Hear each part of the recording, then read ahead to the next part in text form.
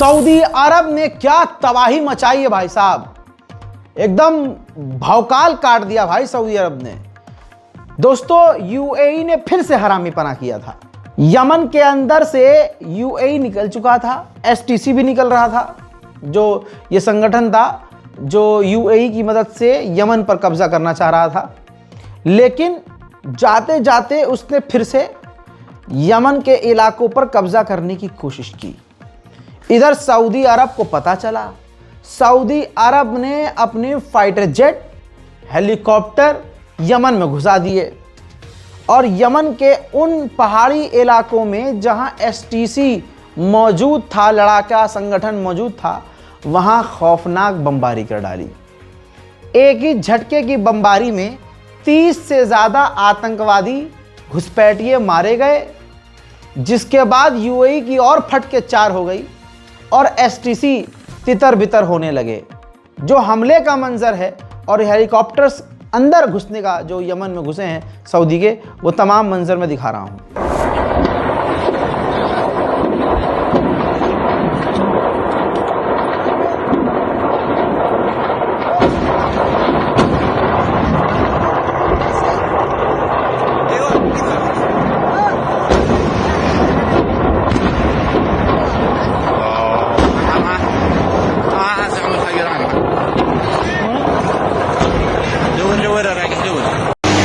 فوق مطار سيون طيران المملكة العربية السعودية، عز يا مال العز،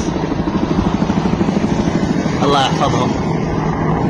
هليكوبتر ذي وذي ما نداري من قاعدة، اللي يعرف نحن، اللي يعرفها يقول نحن الله يحفظهم. هذه الآن وذي الثالثة ما شاء الله تبارك الله. شوف، واحدة، اثنتين، ثلاث، عشي رابع. अब दोस्तों एसटीसी की हवा निकल गई। वो ऑफिसर एसटीसी का, ये ऑफिशियल जिसको सऊदी अरब ने बुलाया था कि आप आओ बात करेंगे, इसकी इतनी हवा संट हुई कि ये सऊदी अरब ना जाकर कहीं और फरार हो गया है, भाग गया है। क्योंकि पता है सऊदी अरब बुलाएगा, पानी पिलाएगा और फिर डंडा देकर पलट देगा और इनको जेल में सड़ा देगा या इनकी गर्दन ही उतार देगा, जैसी इनकी हरकतें हैं। हजरात आपके सामने अब लेटेस्ट मैप, लेटेस्ट हाल है। जो हरा हरा एरिया आपको दिख रहा है, यमन की सरकार ने दोबारा से ये पूरे इलाके पर, पूरे देश पर वापस कब्जा हासिल कर लिया है, पूरा कब्जा कर लिया है। ये जो लाल वाला इलाका आप देख रहे हैं, यहाँ पर अभी भी पहले की तरह हुथीज राज कर रहे हैं। वहीं अमेरिका तुरंत पहुंचे हैं, सऊदी अरब के विदेश मंत्री यमन और इलाके के हालात पर बातचीत करने के लिए सऊदी अरब के विदेश मंत्री अमेरिका पहुंचे हैं।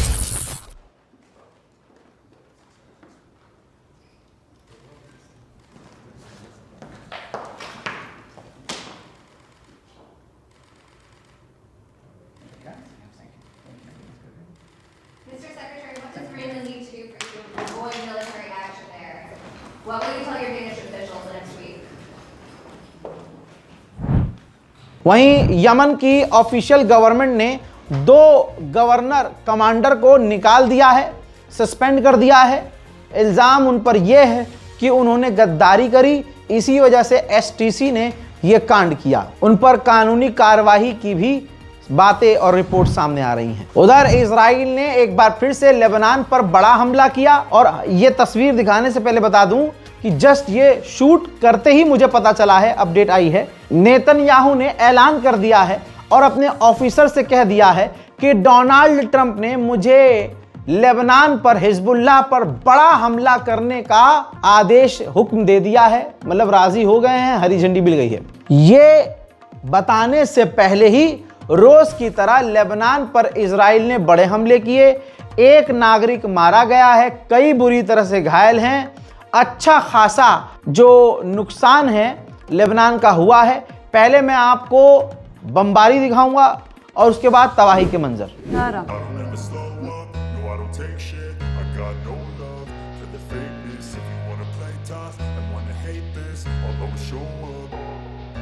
I don't ever slow up, no I don't take shit. I got no love for the fakeness. If you wanna play tough and wanna hate this, I'll always show up and make a statement. I don't ever slow up, no I don't take shit. I got no love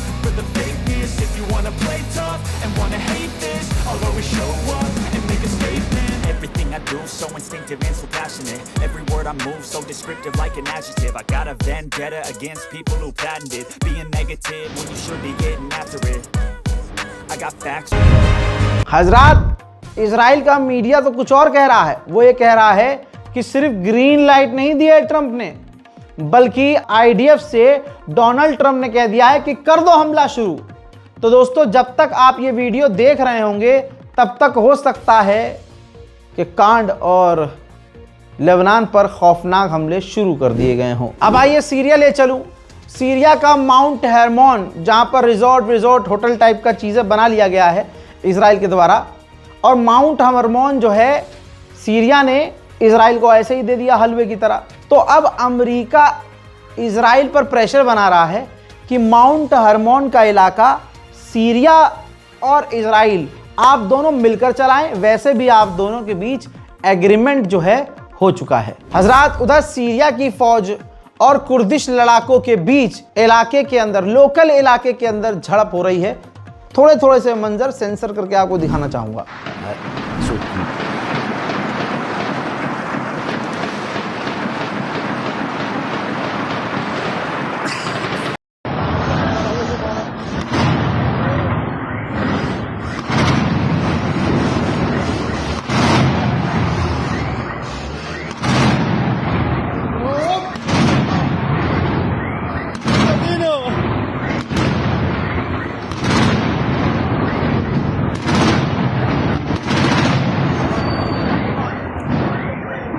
उधर Syria की जोलानी सरकार ने मांग की है Kurdish लड़ाकों से कि हमारे एलेप्पो के इलाके से बाहर निकल जाएं। वहीं कुर्दिश लड़ाकों पर और बड़ा हमला करने की तैयारी जोलानी की फौज कर रही है।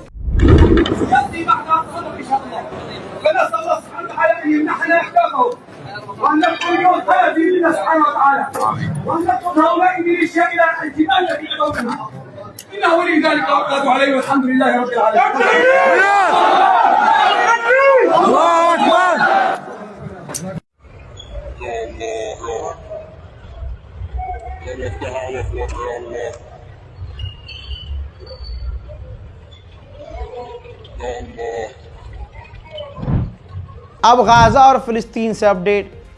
इजराइल ने कहा कि गाजा ने सीज फायर का उल्लंघन किया है, और ये कहते हुए इजराइल ने गाजा पर बमबारी की, जिस बमबारी में 2 फिलिस्तीनियों की मौत हुई और 10 से ज़्यादा लोग घायल हुए। रात के अंधेरे में एज यूजुअल इजराइल ने गाजा पर बमबारी की है, जिसके बहुत लिमिटेड मंजर मैं आपको दिखा रहा हूं।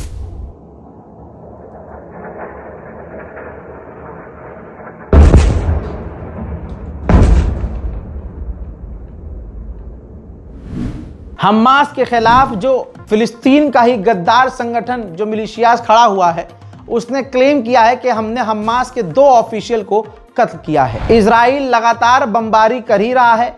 एक ये छोटा सा बच्चा है, इजराइल की टैंक की बमबारी में इस बच्चे की मौत हो गई है। यूएन के अंदर, यानी जो यूएन की वो टीम जो ह्यूमैनिटेरियन एड बांटती है, मानवता के लिए काम करती है, ग्राउंड पर काम करती है, तो यूएन ने 500 से ज़्यादा गाजा के लोगों को अपनी टीम से यह कह के निकाल दिया है कि फाइनेंशियल क्राइसिस से हम गुजर रहे हैं, हमारे पास पैसा नहीं है कि हम आपको तनख्वाह दें। अब इजराइल ने धमकी दे रखी है हमास को कि हमारी जो यहूदियों की आखिरी लाश है, अगर वो नहीं दोगे तो कोई डील नहीं होगी।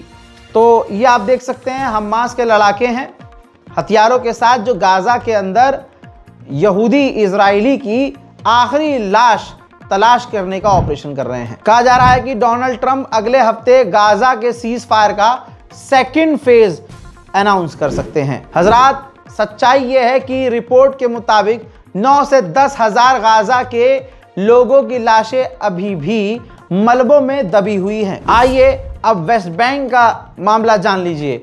इजराइल की गवर्नमेंट ने खुद बताया है कि हमने वेस्ट बैंक में नए सेटलमेंट का आदेश और अप्रूवल दे दिया है। अब इसी के मुताबिक तस्वीर आपके सामने है। वेस्ट बैंक में फिलिस्तीनियों के मकानों को तोड़कर उनके घरों पर, उनकी ज़मीनों पर कब्जा किया जा रहा है और वेस्ट बैंक से फिलिस्तीनियों को भगाया जा रहा है। इसके अलावा इस तरह के मंजर मैं आपको रोज़ दिखा रहा हूँ। वेस्ट बैंक में फिलिस्तीनियों के ऊपर जो इजराइल के सेटलर्स हैं वो लगातार हमला कर रहे हैं। सोचिए इजराइल के आम लोगों ने, इजराइल के सेटलर्स ने सिर्फ 2025-25 के अंदर ही लगभग 270 फिलिस्तीनियों का वेस्ट बैंक में कत्ल कर दिया। 270 आम लोगों को, फिलिस्तीनियों को इजराइल के ही आम लोगों ने कत्ल कर दिया।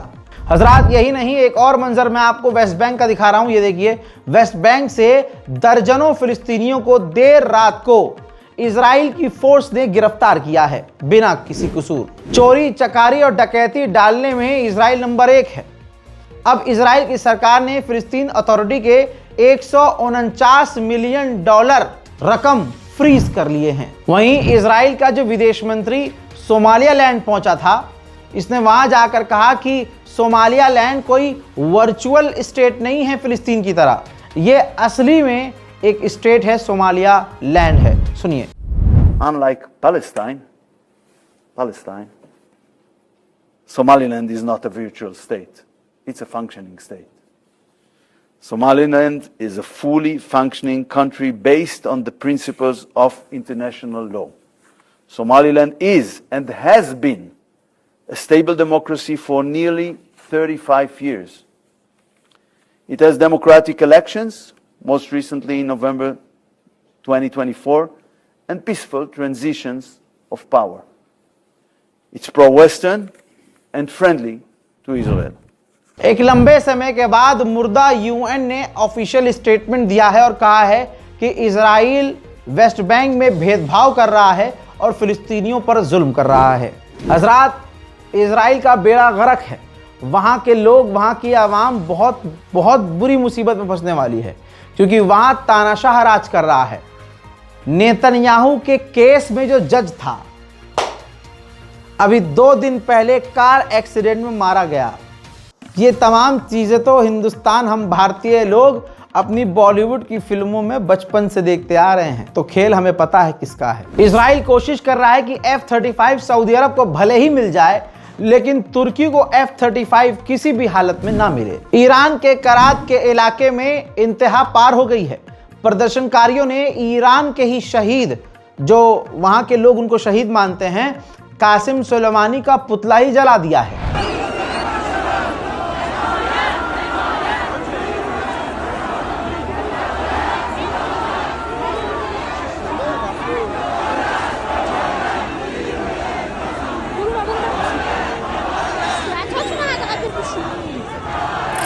हद तब और हो गई, हद पे हद हो रही है कि ईरान के प्रदर्शनकारियों ने अपने ही मुल्क का झंडा उतार कर फाड़ दिया। कहीं झंडा जला रहे हैं, कहीं झंडा फाड़ रहे हैं, कहीं सुप्रीम लीडर को गालियां बक रहे हैं, कहीं सुप्रीम लीडर के पोस्टर फाड़ रहे हैं। ये आज के ईरान की आवाम है, जो चंद रुपये में, चंद डॉलर में अमेरिका और इजराइल के आगे झुक गई है।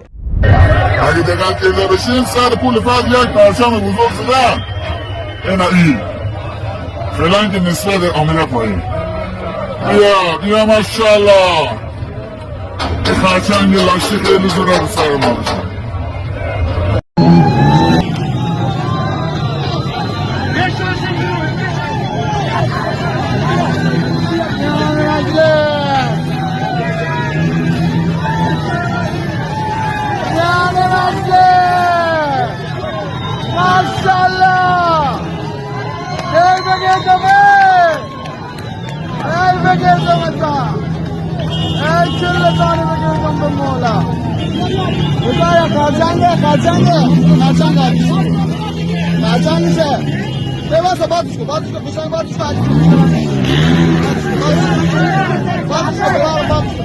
अब दोस्तों, मेरे पीछे एक ब्लर वीडियो है जिसे मैंने सेंसर किया है। इस वीडियो के अंदर जो ईरान की फोर्स है, अब रबर बुलेट ओपन फायर कर रही है प्रदर्शनकारियों पर।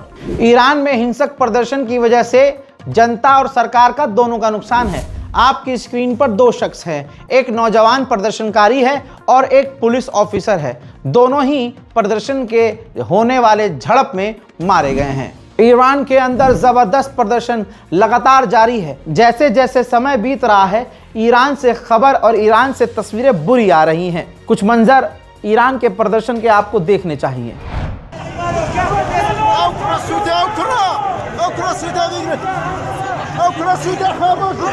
خاموش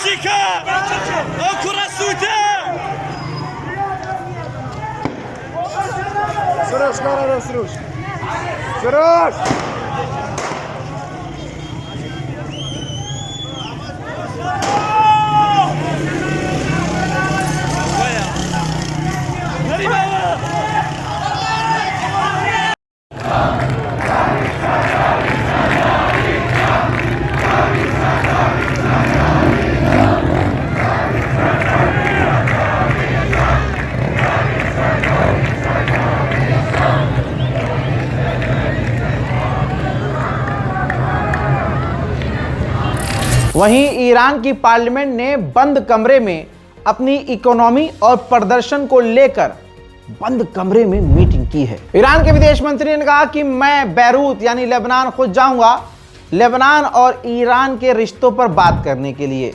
روابط ما با لبنان از قدیم همیشه وجود داشته با کل مجموعه لبنان دولت لبنان و ما به دنبال به هر حال گسترش این روابط هستیم. انگیزه هم در طرف ما وجود داره هم در طرف لبنانی. یک هیئت اقتصادی هم من همراهی خواهم کرد برای بررسی جنبه‌های اقتصادی و تجاری در روابط دو کشور و انشالله امیدوار هستیم که ما برگردیم به یک روابط بسیار.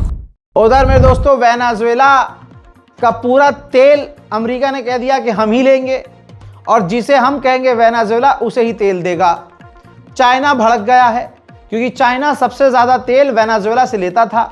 चाइना ने कहा कि ये तो दोगलापन है, हमें तेल लेने से मना कर रहा है और सारा तेल खुद ले रहा है। अब इसमें ईरान का फ़ायदा हो गया क्योंकि चाइना जितना तेल वेनेजुएला से लेता था अब उतना तेल ईरान से चीन खरीदेगा। इजराइल की महिला सेटलर मिनिस्टर ने एक नया पोस्टर अपने दफ्तर में लगाया जिस मैप को आप देखेंगे तो वो वेस्ट बैंक का मैप है और उस वेस्ट बैंक के मैप को उसने इजराइल से मिला लिया है और लगभग निशानदेही करके इस मैप में बताया गया है कि इजराइल ने किन किन जगहों पर सेटलमेंट करने का प्लान किया है। हालात पूरे मिडिल ईस्ट के बुरे हैं। 2026 खौफनाक खतरनाक साबित हो सकता है।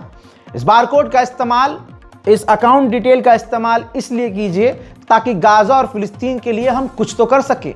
जहां तक हम कर सकते हैं वहां तक तो करें। हमारे गुनाह बहुत हैं, हम वैसी इबादत नहीं कर सकते, न कर रहे हैं जैसी करनी चाहिए। लिहाजा आपसे गुजारिश है कि अगर आप मदद कर सकते हैं तो कीजिए, वरना नमाज कायम कीजिए और नमाज के दौरान, अपने इबादतों के दौरान गाजा, फिलिस्तीन और हिंदुस्तान के दुनिया भर के मुसलमानों के लिए दुआ कीजिए। जय हिंद।